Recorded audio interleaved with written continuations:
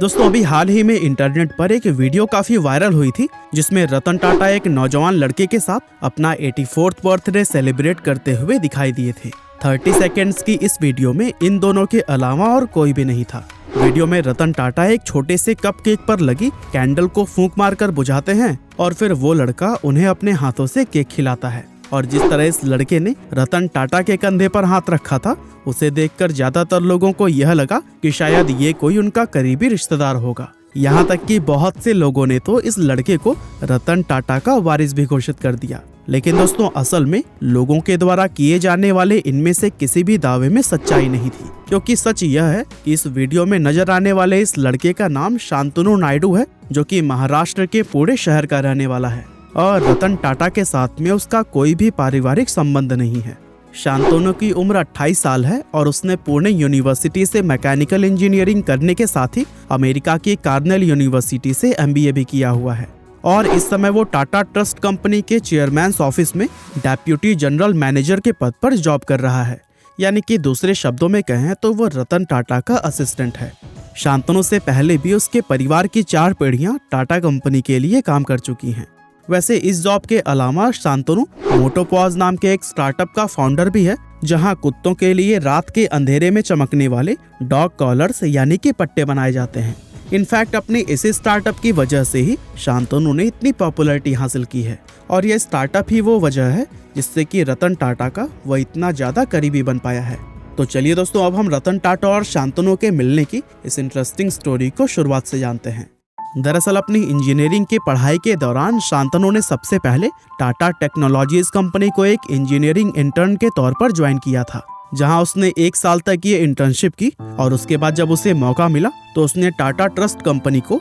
एक business strategy intern के तौर पर ज्वाइन कर लिया, जहां पर वो डेप्यूटी जनरल मैनेजर के पद को हासिल करने से पहले लगभग 5 साल तक ये इंटर्नशिप करता रहा। Social media page humans of Bombay को दिए गए एक इंटरव्यू में शांतनु ने बताया कि एक दिन रात के समय जब वह काम से लौटकर अपने घर जा रहा था तो फिर उसकी आंखों के सामने ही रोड पर एक कुत्ते का एक्सीडेंट हो गया। वो उस कुत्ते को सड़क से उठाने के लिए आगे बढ़ ही रहा था, तभी पीछे से आ रही एक दूसरी गाड़ी ने उसे कुचल दिया, जिससे कि उस कुत्ते की उसी समय ही मौत हो गई। अब चूंकि शांतनु एक डॉग लवर है तो ऐसे में उसे यह घटना अपनी आंखों से देखकर बहुत ज्यादा दुख हुआ और इसके बारे में सोचकर वह काफी ज्यादा परेशान रहने लगा। और दोस्तों आखिरकार उसने यह तय किया कि वह स्ट्रीट डॉग्स को सड़क दुर्घटनाओं से बचाने के लिए जरूर कुछ करेगा। और फिर काफी सोच विचार करने के बाद से उसके मन में कुत्तों के लिए एक स्पेशल किस्म का चमकने वाला डॉग कॉलर बनाने का आइडिया आया। इसके बाद से उसने मोटोपॉज नाम का एक स्टार्टअप शुरू किया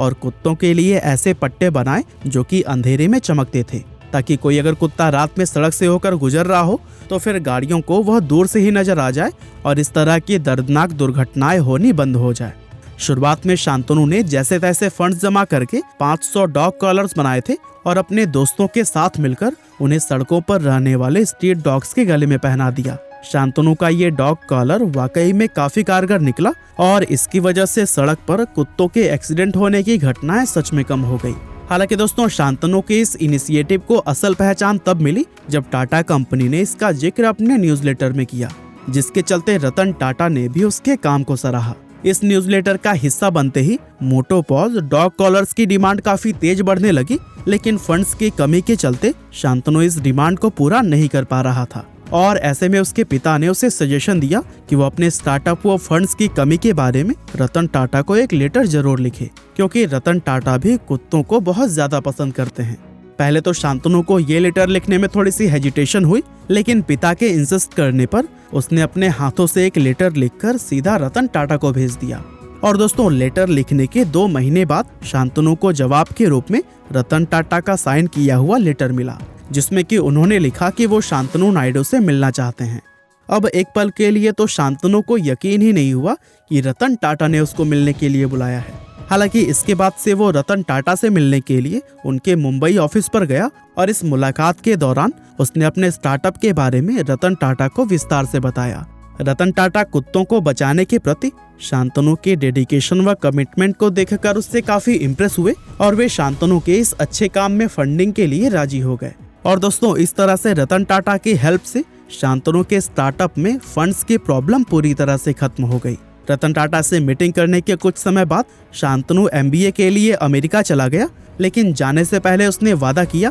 कि वापस आने के बाद से वो टाटा ट्रस्ट के लिए काम करते हुए ही अपना पूरा जीवन समर्पित करेगा। इसके बाद से 2018 में जब वो MBA करके भारत वापस लौटा तो रतन टाटा ने ही उसे फोन करके बोला कि मुझे मेरे ऑफिस में काफी सारा काम करना है, क्या तुम मेरे असिस्टेंट बनना चाहोगे। अब दोस्तों डायरेक्टली रतन टाटा से जॉब ऑफर मिलने पर शांतनु की खुशी का कोई ठिकाना ही नहीं रहा और खुशी के कारण एक पल के लिए तो उसकी सांसें रुक गई थी। उसने 2-3 गहरी सांस लेकर उस जॉब ऑफर को तुरंत उसी पल ही स्वीकार कर लिया और इस तरह से साल 2018 से ही वो टाटा ट्रस्ट के चेयरमैन ऑफिस में as a deputy general manager काम कर रहा है। और इन 3 सालों में रतन टाटा और शांतनु एक दूसरे के काफी क्लोज हो गए हैं, जहां इनके बीच का रिश्ता एक बॉस और एम्प्लॉय से कहीं ज्यादा दोस्ती का बन चुका है। और दोस्तों रतन टाटा के पर्सनल इन्वेस्टमेंट के मामले में शांतनु ही उन्हें यह बताते हैं कि किस स्टार्टअप में उन्हें इन्वेस्ट करना चाहिए और किस में नहीं। रतन टाटा स्टार्टअप्स को लेकर